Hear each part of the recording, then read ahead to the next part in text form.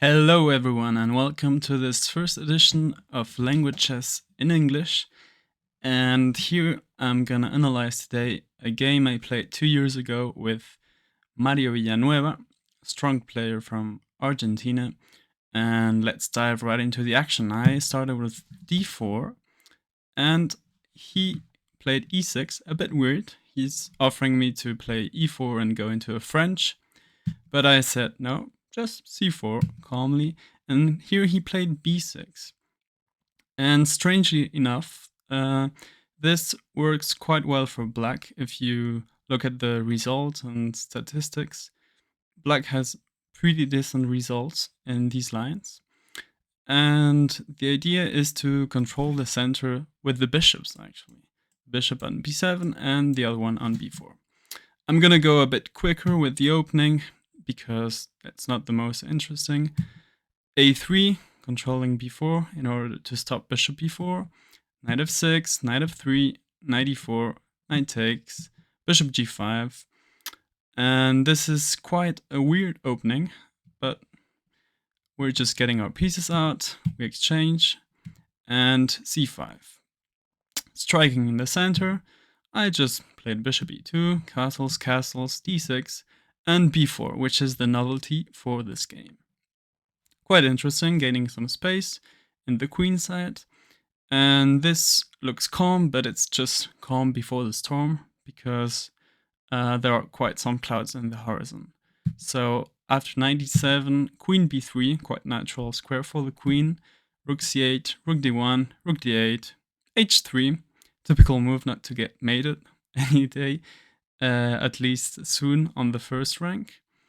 And he said, I'll do the same, h6, a4, pawn takes, queen takes, a5, queen b5. a5 was a bit surprising for me because as a positional player, I thought b5 is gonna be weak now, and b6 is gonna be a pretty weak pawn now. But actually, it's a strong move because b4 is important too, and a4 is weak too. And this bishop is maybe gonna strike and attack that pawn someday. We'll see quite soon. And he prepared bishop c6. I put my knight on d2, and now crazy things are about to happen. So he decided to go for e5, which is not very precise. d5 was stronger, but it's just another position. And now I thought, that knight on d7 could be pinned, and that's a very good idea. And he said, now I go with my queen. And it's about to get crazy because this queen could be threatening mates. This knight is pinned, d5 is in the air, and I played d5 because at some point you have to block that diagonal, not to get mated, because that would be a shame. And he said f5. And now I stopped and I said, something is going on here. And as they say, fortune favors the bold. But I'll let you calculate a bit if you want to stop the video and think what white can do here. So one of my ideas was to play c5, opening this diagonal. But why does this not work? Because if knight takes, then everything is wonderful. You just take the knight, and after pawn takes, you take the bishop. This is check, and life is wonderful. But there is a super move for black here, which is bishop takes a4. And if we take, pawn takes g4, gh is a threat, and now it's black on the driver's seat, or in the driver's seat. And so c5 doesn't work. A normal move like knight f3, what happens? Again, bishop takes, and now queen f6, because the queen is attacked, and we don't want to give up our queen. And if bishop h5, g6, bishop is trapped, and again, black is better. Why? Because they have a passed pawn, c4 is weak, knight is coming to c5, and everything goes black's way. Another idea, was to play bishop takes f5, but just queen takes, pawn takes, rook takes, and black is fine. Another idea was to take the bishop, but knight comes in and bishop is taken, and and position is very complicated. And the last alternative was to play f4, but again, bishop takes a4, pawn takes, queen takes, and black has given up a piece, but the knight is coming to d3, threatening everything, and black already has some pawns for the piece. So we go back to the main position, and what do we have left?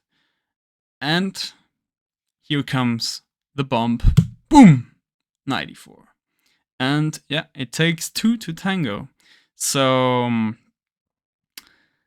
the knight comes into e4, and if you take it, I take your bishop, and the knight and the rook are attacked. So you gotta move the knight, and the queen comes in, and you're losing material because b6 is en prise, d6 is en prise, rook is attacked. So disaster. And so I think I left no stone unturned for the variations.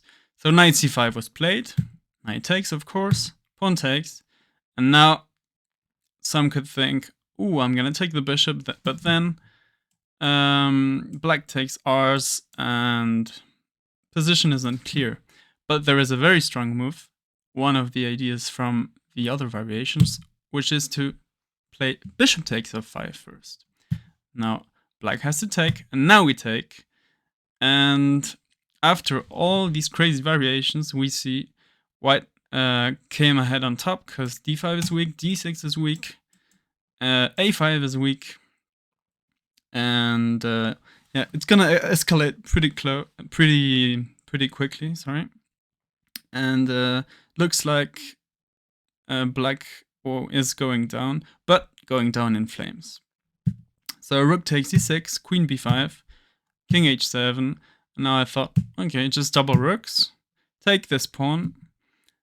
Black tries to get active, maybe come to b4, put pressure on my weak pawns. And after queen c3, I just close my eyes like, oh, let's see if he doesn't spot my pretty clear idea of taking on e5. And I don't know if he just missed it or he was just like, whatever, I'm losing material anyway. But he attacked my a4 pawn. And I said, okay, I'll go ahead and take yours. And he got in with the other rook to take my 2 pawns there. And I said, mate, I think you didn't understand my trick. And I took the other one. Now he took back and took back on a4, maybe hoping to get 4 pawns against 3 in some ideal scenario. I don't know what he thought, but I just play rook c7, take on c5, and he cannot exchange rooks because 4 against 2 is just hopeless. If it were 4 against 3, that's supposed to be a draw, but you have to make it. Equal doesn't mean draw. And I got into the 7th rank. In Spanish, there is a saying which goes, if you get to the 7th rank, you'll win the game. Just as plain as that. But yeah, of course, with 2 extra pawns, it's easy to say that. Now, I offered a rook exchange, which he denied, of course. Got my king on a pretty safe square, h5. I attack his h5 pawn. He just gave it up for some counterplay and taking on f2, but rook g4 and rook takes g7. And he said, okay, don't beat a dead horse, and resigned because there is no counterattack on my king.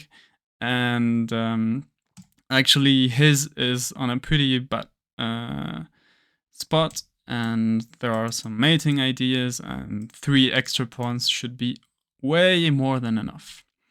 So I hope you liked this game, and if you have some games of your own you want to share with me and for me to analyze them, of course, go ahead. And I hope you're spending some nice Christmas days, hopefully with your family. And if you liked the video, I wouldn't mind if you subscribe, and see you in the next one. Bye bye.